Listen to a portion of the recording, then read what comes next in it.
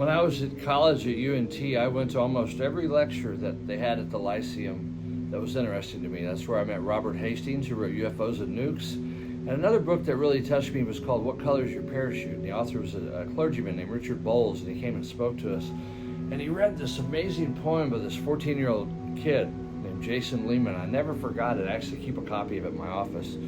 This one I've kept for 35 years. Check this out. It was spring, but it was summer I wanted, the warm days and the great outdoors. It was summer, but it was fall I wanted, the colorful leaves and the cool and the dry air. It was autumn, but it was winter I wanted, the beautiful snow and the joy of the holiday season. I was a childhood, but it was adult I wanted, the freedom and the respect.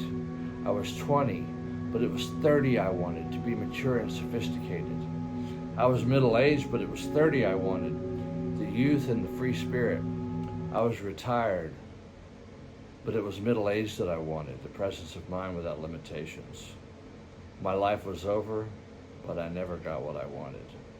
Whoa, man, that hit me like a ton of bricks when that was read to me. And that's why I locked into that statement I say at the end of my writings a lot, where I say, I never saw a hearse pull in a U-Haul, you know?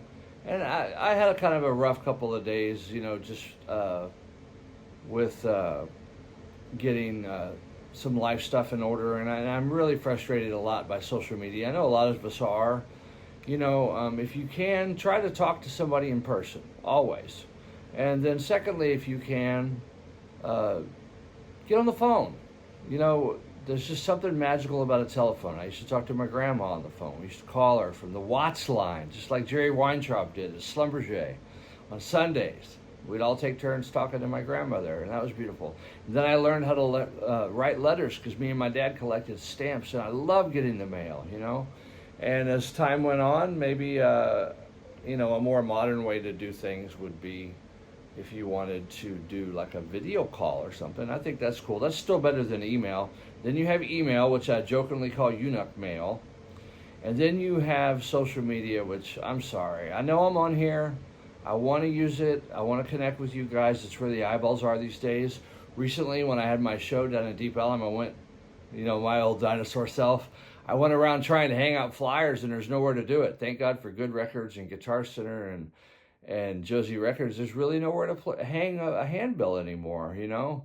And that, I miss that. I miss just going out and pounding the pavement and, you know, stumping, or busking as we used to call it in music. And then I think the lowest form of communication of all, by far, is texting.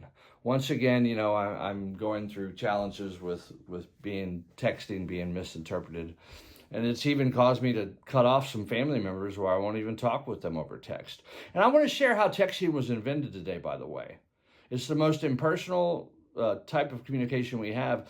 It was invented by Verizon. Their techs out in the field, when they were working up on the telephone poles, used to text each other for safety. Hey, I'm over here on pole 17. We'll be over there at pole 11 after 1 p.m. Because, you know, there's a danger up there of getting electrocuted and shocked if you're talking on the phone and not paying attention. So they would text each other.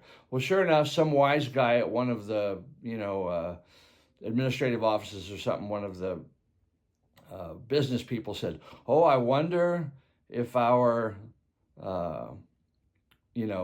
customers would want to use this. And I remember when texting came out, I was living in Denton. We used to all go out to eat at Outback, and, you know, a couple of friends of mine were just sitting there like this all the time. Another friend of mine, he even bought a pad for it. And I was so frustrated. One day at lunch at Outback, and you can ask my buddy Eric Hansen about this, this is true. I had everybody stack their phones up, and I said the first one to check a text has to pay the bill. And you should have seen people like jonesing to get to their phone, you know? It's sad. So keep that hierarchy of communication in mind, and check out the poem by Jason Lehman. I've kept it in my office for 35 years. Have a great Tuesday, and love you guys, and thanks for all the love with the music. We'll keep it coming.